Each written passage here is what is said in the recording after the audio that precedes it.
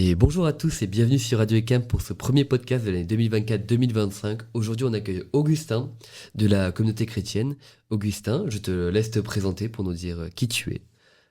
Bonjour, merci beaucoup de me recevoir. Donc, je m'appelle Augustin, effectivement, je suis en P 2027 dans la promo Arts et Métiers, étudiant à l'ECAM. C'était mon rêve d'intégrer cette école et du coup, je suis très content de pouvoir être ici parmi vous et notamment à Radio Ecam pour être interviewé. Voilà. Alors, est-ce que tu peux nous présenter un peu le club de la communauté chrétienne et ce que vous faites comme mission principale au cours de l'année ? Donc l'objectif de la communauté chrétienne, en fait, c'est d'avoir un petit temps de discussion et de prière entre étudiants pour pouvoir partager un peu sur notre quotidien, notre vie de foi. Donc on se retrouve les lundis, en fait, de 12h à 13h30. On commence par un petit temps de repas, suivi d'un temps ou bien de topo. Donc c'est une explication sur un sujet, ou bien un témoignage d'une personne qui vient nous raconter sa vie, ce qu'il a mis en œuvre, ou encore un temps de frates. Donc souvent, on part de l'évangile, et ensuite on essaye de comprendre quels sont les mots qui sont utilisés, quelles sont les paraboles, qu'est-ce que le texte quel message nous fait passer ce texte. D'accord. Et je suis pas très familier avec le principe du topo. Du coup, c'est un peu un temps d'échange autour d'un sujet que quelqu'un a donné. Alors c'est plutôt un temps de formation en fait. Notamment un des derniers topos qu'on a fait qui était très intéressant, c'était sur la spiritualité de Saint Jean-Baptiste de La Salle, donc qui a fondé les écoles lassalliennes, et notamment sur ses méthodes pour rentrer en horizon. Donc c'est une certaine forme de prière. Et en fait, il a 2 ou 3 expressions qui sont très très belles. Une manière déjà de se rendre compte de tout ce qui nous entoure, de toute la joie que nous pouvons récupérer des gens qui sont parmi nous, des bâtiments dans lesquels nous avons la chance de pouvoir nous abriter, de la beauté du monde face à nos yeux, quoi. D'accord. Et les informations que vous récupérez, que vous échangez, elles viennent d'où ? Alors l'évangile, il vient de la Bible, les évangiles, les topos, ensuite ils viennent de journaux. Alors on part souvent de journaux de la Croix, qui est en fait un journal qui est très peu politisé et qui sur le plan culturel aussi bien que cultuel est d'un très très bon niveau. Voilà. Ok, super. Et si on peut parler aussi du coup un peu du bol de riz, qui est d'actualité par rapport au temps où on enregistre cette émission. Qu'est-ce qui vous a motivé à faire ce projet humanitaire et en quoi ça consiste ?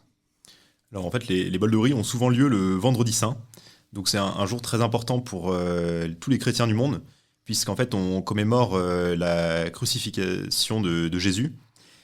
Et durant cette journée qui est un peu solennelle, en fait, on propose de se débarrasser de tout ce qui est superflu, y compris au niveau du repas. Et donc, ou bien de faire un jeûne, ou bien de prendre un simple bol de riz qui permet d'avoir le ventre plein, tout en mangeant de manière très simplement. Et il y a un autre intérêt sur ce type d'action. C'est qu'en général, en fait, la différence avec le prix d'un repas classique est souvent reversée, et c'est là tout l'intérêt à des associations caritatives pour pouvoir aider les plus démunis. Et en fait, le Christ dit d'ailleurs, là où sont, à chaque fois que vous aidez les plus démunis, c'est moi que vous aidez, c'est à moi que vous portez attention, quoi. Ok, super. Donc c'est le même principe que ce que plusieurs personnes comme moi-même, on a déjà vécu au primaire, au collège, au lycée, selon les établissements. Oui, tout à fait. Tout à fait. Alors, dans l'idée, ça pourrait être tous les jours de l'année, mais ce qui se passe, c'est que le mouvement s'essoufflerait, et on se dit que c'est particulièrement une bonne chose de le faire ce jour-là, qui est un jour assez important, et qui se prête bien, du coup, à une récolte de fonds solidaires. Ok, super. Dessus. On reviendra dessus. Excellent. Et très bien. J'avais aussi une question en fait, parce que le bol de riz, moi je connais du lycée, parce que mon école et le lycée, dans plusieurs établissements privés à Lyon, ils en font, et c'est un prix standard avec un coût de revient beaucoup moindre, et du coup, le différentiel revient à l'association. Là, du coup, pour vous, c'est juste sur la base du don. Alors, on a mis un prix standard. Effectivement, on le propose à 3 euros. Et donc, du coup, tout ce qu'on va pouvoir récupérer en plus, donc en général, on est de l'ordre de 2 euros à peu près, qu'on va pouvoir récupérer par repas, qui vont aller à l'association Bolivia Digna. D'accord. Et en fait, tout le monde est invité à venir, puisque un bol de riz, quelles que soient nos origines ou autres, on peut partager ce repas. Ça peut être un moment où on peut manger de manière plus facile, quel que soit notre lieu dans l'école ou autre. Juste, on va chercher nos petits bols de riz avec notre cuillère, et puis on mange ça sur le pouce, quoi. Et en même temps, on sait qu'on assiste une asso qui est pas si loin de nous, puisque en fait, il y a eu dans le passé, et puis il y en aura peut-être dans le futur, des ECAM qui s'engagent notamment avec l'asso Bolivia Digna, qui D'accord. eux-mêmes ensuite mettent à profit les dons qui seront récoltés, quoi. Alors justement, on a parlé de l'associatif, du don, etc. La Bolivie, donc, et Bolivia Digna, j'aimerais bien revenir dessus. Pourquoi la Bolivie et qu'est-ce que font Bolivia Digna techniquement en Bolivie? Très bien. Alors Bolivia Digna, en fait, c'est une ONG qui a pour objectif d'apporter un soutien auprès particulièrement des plus jeunes en Bolivie. Il faut savoir en fait que ce sont des jeunes pour la plupart qui ont entre 2 ans, 1 an et 8-9 ans. Après, bon, il y a toujours des cas à part qui sont plus grands, qui sont continués à être accompagnés. Et en fait, ce sont des jeunes qui sont amenés ou bien à travailler réellement pour apporter de l'argent, ou bien à s'occuper des frères et sœurs lorsque leurs parents travaillent. Donc ils sont vraiment livrés à eux-mêmes à des âges qui sont très jeunes. Et en fait, l'objectif même de Bolivia Digna, en fait, c'est de rapporter de l'affection et des moments qui sont nécessaires pour leur construction. Donc aussi bien avec une partie scolaire comme nous pourrions l'entendre, mais aussi avec une partie plutôt animation. Notamment sur leur site, si vous avez l'occasion d'y aller, vous verrez qu'il y a beaucoup de propositions, que ce soit pour de la peinture, des temps d'ateliers pratiques, peut-être des origamis comme vous en avez fait il y a peu de temps. Pourquoi pas? Et c'est un échappatoire pour ces jeunes pour pouvoir vivre, se construire sur des relations logiques et puis des formations qui les aident quoi, dans leur rapport à l'autre, dans leur rapport à ce que c'est que la vie en société, la tendresse, entre guillemets, parce que c'est des milieux qui sont assez durs ou dans lesquels ils n'ont pas forcément d'exemple à ce niveau-là. D'accord. Voilà. D'accord. Et vous avez des retours en général de ces initiatives, des associations auxquelles vous participez, peut-être? Alors, d'ailleurs, je me rends compte que j'ai pas complètement terminé ma réponse, j'ai oublié de poursuivre. D'accord. En fait, pourquoi Bolivia Digna ? Oui. Parce que c'est une association qui est très en lien avec les frères des écoles chrétiennes, donc qui sont présents sur notre site de l'ECAM Lyon, et qui sont présents en fait de partout dans le monde entier, et qui gèrent des établissements qui partent de la maternelle jusqu'au post-bac. Et au sein de ces établissements, ils proposent plusieurs types de volontariat. Donc c'est pour des jeunes qui décident de s'engager et de donner du temps auprès de personnes dans le besoin de partout dans le monde. Et ils ont plusieurs types de propositions de volontariat, notamment les C1000. Et en fait, le lycée de Passy-Buzenval, que certains connaissent. Oui. On a une prépa là-bas. Voilà, exactement, tout à fait. Propose à ces lycéens de première et de seconde de s'engager pour partir en Bolivie et aider et proposer, disons, des animations à ces jeunes pendant les 2 mois de vacances scolaires d'été. Sympa. Et donc, du coup, en fait, tous les sous qui seront récupérés lors de cette vente de bol de riz partiront dans cette initiative. Ça permettra aussi bien de participer sur le voyage de ces jeunes et de préparer le matériel dont ils vont avoir besoin sur place pour pouvoir faire passer un excellent, deux excellents mois auprès de ces jeunes de Bolivie. Voilà. Du coup, ça profite à tous. Ça profite à tous, exactement. Et même eux, parce que c'est ça aussi tout l'enjeu. Il y a 2 ou 3 réflexions qui se font. Notamment, j'ai vu sur YouTube de quelqu'un qui disait que c'était quelque chose d'assez hypocrite pour les Européens de partir à l'autre bout du monde pour pouvoir les aider en se disant nous, on va être mieux que tout le monde et autres. Et en fait, je pense qu'il y a un double intérêt. C'est que le plus intéressant, c'est pas de faire grandir uniquement l'autre ou de grandir uniquement soi, c'est de grandir les deux personnes en même temps, les deux interlocuteurs en même temps, par une action commune. Et en fait, c'est tout à fait ce qui se passe quand c'est des jeunes qui partent à l'autre bout du monde, notamment par exemple en Bolivie. C'est-à-dire que tu fais la démarche de dire que, alors tu vas pas forcément les aider ou leur donner des cours, mais par contre tu vas leur apporter de la joie de vivre, des moments gratuits qu'ils ne pourraient pas avoir avec leurs parents, parce que leurs parents sont suroccupés, c'est parfois des familles nombreuses et autres. Donc du coup ça va être une activité, je sais pas, j'ai vu sur leur site qu'ils avaient des activités telles que des déguisements et autres, ils dessinent des masques sur le visage pour pouvoir jouer. Enfin, c'est quelque chose qu'ils ont pas, les sort de leur quotidien, quoi. Sympa, sympa. Et en même temps, le jeune qui va venir de France va pouvoir s'engager sur une mission qu'il n'avait jamais vue, côtoyer une population pareille dont il a peu connaissance, aussi bien de ses habitudes que de son niveau de vie. Il va pouvoir aussi le témoigner en France et expliquer auprès de ces personnes et faire un témoignage de ce qu'il a vu, ce qu'il a ressenti, ce qu'il pense bon dans le futur pour les autres, et puis ensuite de continuer ses actions aussi bien sur le territoire. Donc je pense que les deux grandissent, et les personnes qui accueillent ces Français se rendent compte aussi de l'évolution à leur départ de leur cheminement personnel, et en sont tout aussi touchés en se disant que oui, c'est eux qui les ont fait progresser à la rencontre entre ces importances. Tu as participé, toi, Est-ce que tu nous parlais avec le lycée Passy-Buzinval? Non. C'est quelque chose dont tu es étranger. J'ai pas participé. En revanche, à l'ECAM, on avait un camarade qui, lui, est parti une année en Bolivie. Une année. Justement avec l'association Bolivia Digna. D'accord. Et qui a eu l'occasion, du coup, de vivre pleinement l'expérience dans tous ces moments, les moments de difficulté, parce que quand il y a un jeune qui part ou qu'on ne revoit plus, on ne sait pas ce qu'il advient de lui, on ne sait pas où est-ce qu'il va cheminer, quelle va être sa route.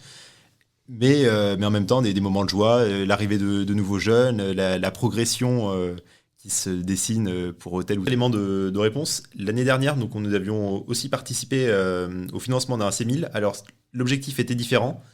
C'était à Madagascar, en fait, un groupe de jeunes français d'Avignon, je crois, est parti là-bas pour rénover l'école. Et donc, en fait, pendant leurs 2 mois d'été, ils en ont profité pour repeindre tous les murs, réparer, je crois, des fenêtres qui étaient cassées, et redonner un lieu digne d'être appelé école.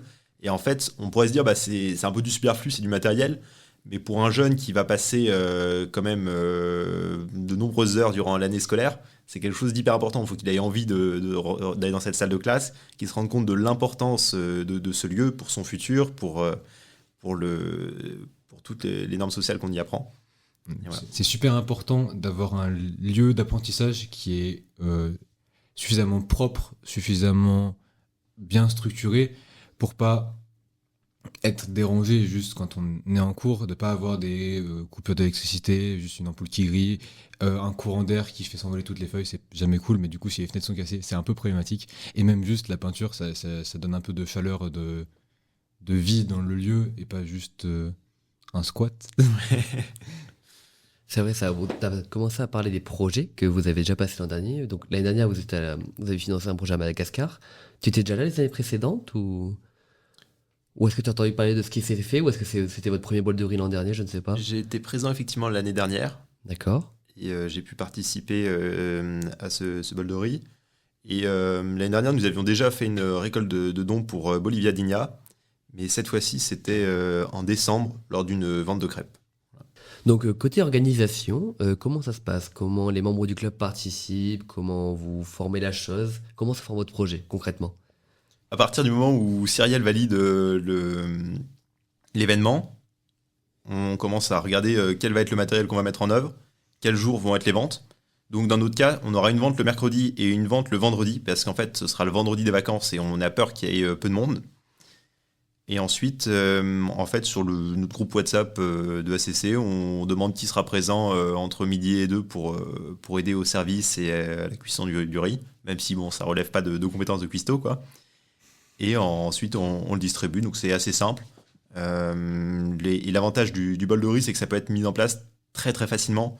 Il y a besoin de très peu de matières premières. Le riz, ça coûte vraiment que dalle. L'année dernière, on en a eu pour à peine 5 euros. Les bols, c'est le plus gros poste de dépense, mais bon, on se ruine pas hein, là non plus. Je pense que l'année dernière, pour une cinquantaine de bols, on en a eu pour moins de 10 euros.